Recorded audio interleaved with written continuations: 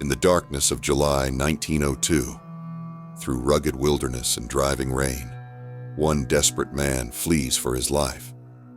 Bullets whistle past, splintering trees inches from his head. Behind him, a posse, exhausted yet relentless, closes in, determined to capture America's most notorious fugitive. Harry Tracy isn't just running from the law. He's racing against the dying breath of the Wild West itself. A legend of outlaw violence, audacious robberies, and impossible escapes. His name alone sparks fear in towns from Colorado to Washington, and his life has become a national obsession. But who was Harry Tracy? What drove this young man from humble Midwest beginnings into infamy as America's last great outlaw? And how long can even the most cunning fugitive outrun fate? Tonight, we unravel the truth behind the legend as we journey into the thrilling, tragic story of Harry Tracy. Ask yourself this: if you were cornered, trapped by fate and hunted without mercy, what would you risk for one last breath of freedom?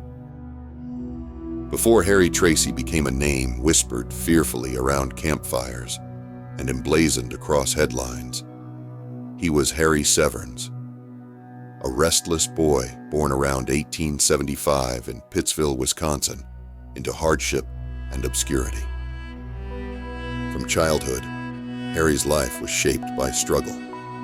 The family farm offered endless labor and little reward, instilling within him an aching resentment toward poverty and powerlessness.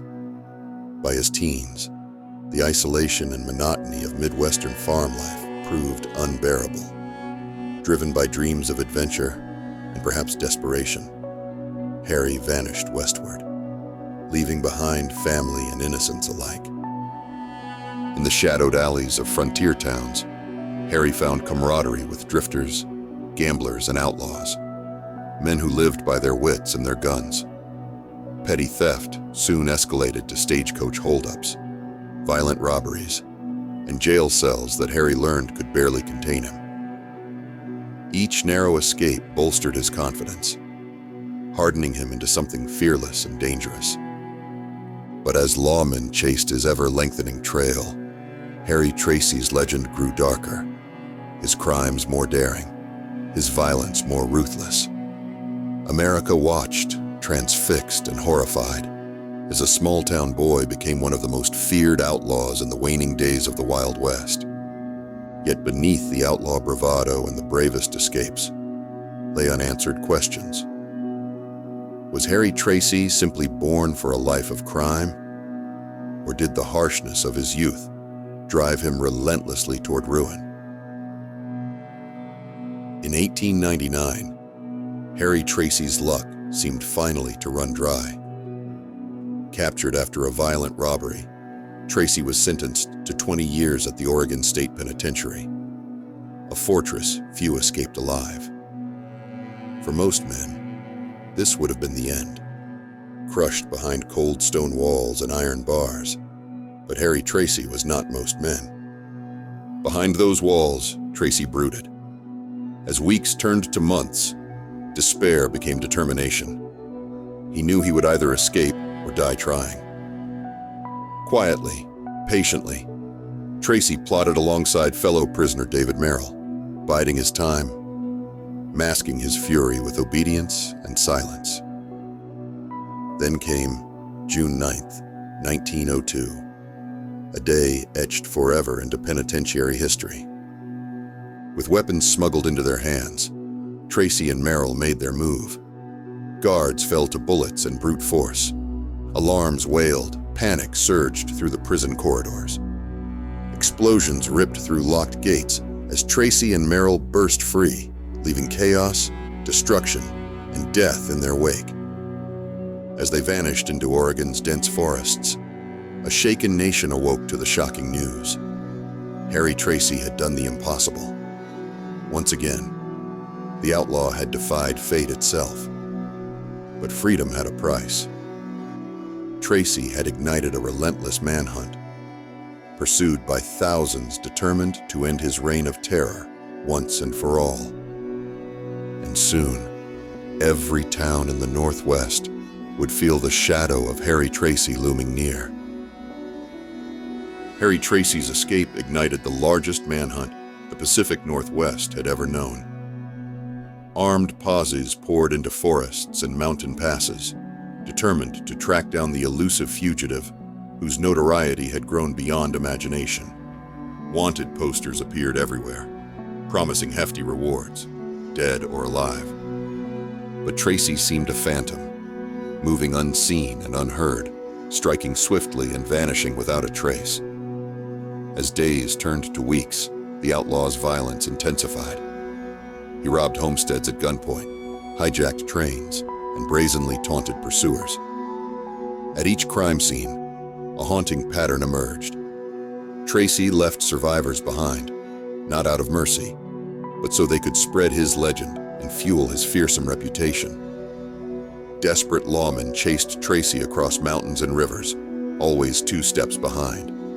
Newspapers from Seattle to Spokane reported sightings, gun battles, and narrow escapes, their readers both horrified and captivated. Tracy had become a spectacle, a dangerous folk hero, mocking authorities who seemed powerless to stop him. But Tracy's luck couldn't hold forever. As the relentless pursuit tightened, whispers grew louder. Could he continue this reckless run, or was his end drawing near?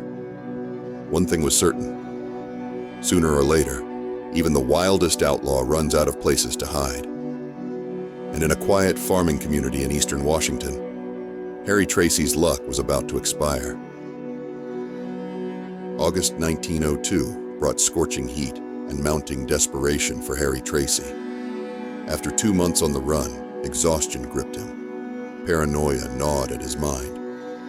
Every shadow hid danger. Every rustle of grass whispered betrayal. He was nearing the end. On August 5th, near the small farming community of Creston, Washington, Tracy, exhausted, hungry, and increasingly reckless, was finally cornered. Local farmers had tipped off the authorities after spotting the infamous outlaw, and a posse swiftly formed, heavily armed and fiercely determined. Tracy found himself trapped, surrounded in a lonely wheat field as twilight deepened. There would be no more clever tricks, no last-minute escapes. Bullets tore through the still air, splintering fence posts, piercing the peaceful countryside.